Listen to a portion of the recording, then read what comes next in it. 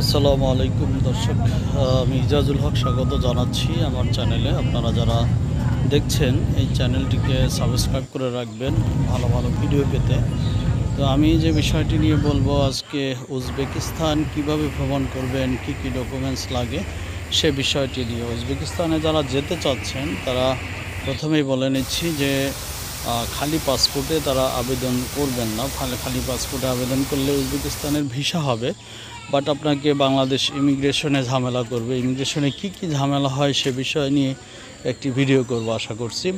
তো আজকে শুধু এতটুকুই বললাম যে যাদের পাসপোর্টে ইন্ডিয়া, মালদ্বীপ, শ্রীলঙ্কা বা অন্যান্য দেশ লাগানো আছে, 2-3টা দেশ, তারা উজবেকিস্তানের আবেদন করবেন এবং তাদেরকে ইমিগ্রেশন ঝামেলা করলেও কোনো সমস্যা হবে না আশা করছি।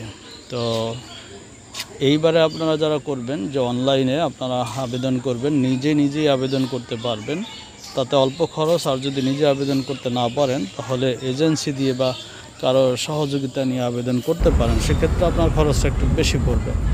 ভিসা ক্যাটাগরি হলো সিঙ্গেল এন্ট্রি, মাল্টিপল এন্ট্রি এসব থাকবে। এই ক্যাটাগরির ভিসা আবেদন আপনারা করতে পারবেন খুবই অল্প টাকায়। সিঙ্গেল এন্ট্রি আমি যেটা করেছিলাম সেটা হলো প্রায় 2500 টাকা লেগেছিল আমার, নিজে করেছি সেজন্য। এবং বিমান ভাড়া হলো, যদি ইন্ডিগোতে যান, আরেকটি কথা জানিয়ে রাখি যে আপনারা যদি ইন্ডিগো এয়ারে যান তাহলে দিল্লিতে 2 ঘন্টা বা 2.5 ঘন্টার একটা ট্রানজিট থাকবে। সেই ট্রানজিটে আপনারা যদি আপ ডাউন টিকিট করেন তাহলে 1 মাস আগে করবেন, এবং 1 মাস আগে করলে আপনাদের যেই এইটা মানে ভাড়াটা সেটা অনেকটাই কম পড়বে।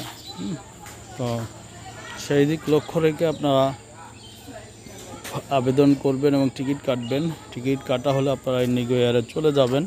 মনে রাখবেন, ইন্ডিগো এয়ারে 1 ঘন্টা আগে বা 1.5 ঘন্টা আগে ওরা চেক ইন অফ করে দেয়, তখন কিন্তু আপনারা আর চেক ইন করতে পারবেন না, আপনাদেরকে রিটার্ন আসতে হবে। সুতরাং আপনারা উজবেক যাওয়ার আগে আরেকটি জিনিস হলো যে আপনারা ডলার সাথে নেবেন। ডলার দেখতে চাইতে পারে, তখন আপনারা ডলার দেখাবেন। তো ইন্ডিয়া থেকে, বাংলাদেশ থেকে রওনা হয়ে আপনারা ইন্ডিয়া হয়ে উজবেকে যখন পৌঁছবেন, উজবেক ইমিগ্রেশন একবার স্মুথলি আপনাকে পার করে দিবে, কোনো কিছু জিজ্ঞাসা করবে না। তো উজবেক থেকে আপনারা যদি হোটেল বুকিং থাকে সেক্ষেত্রে আপনারা হোটেলে চলে যেতে পারেন, সেই হোটেলেই যাবেন। এবং যদি বুকিং না থাকে তাহলে আপনারা আশপাশে সার্চ দিয়ে নিতে পারেন, অথবা কিছু টাকা ব্যয় করে সেই হোটেলে আপনারা উঠতে পারেন।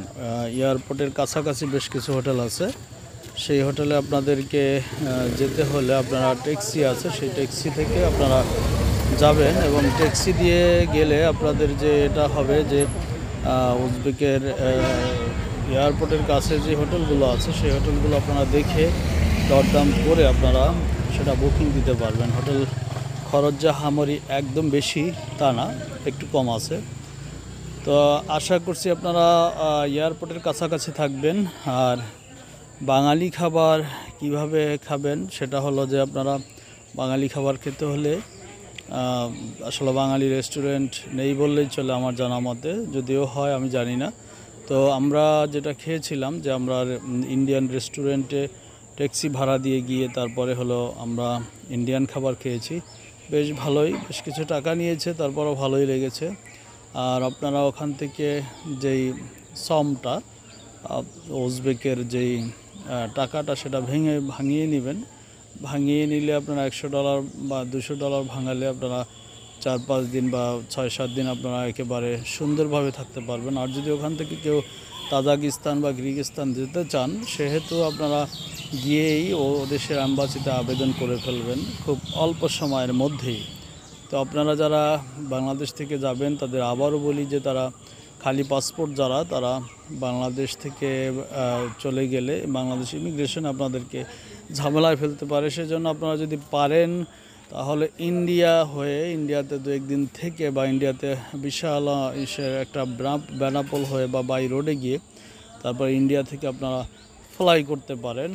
আর উজবেকিস্তানে কাজের কথা যদি বলি তাহলে আমি যতদূর জানি যে একটি কোম্পানির লোকের সাথে আমার কথা হয়েছে, ইন্টার ইঞ্জিনিয়ারিং, সেখানে প্রায় 1000-এর অধিক বাংলাদেশি কাজ করে এবং তারা হ্যান্ডসাম একটা স্যালারি পাচ্ছে।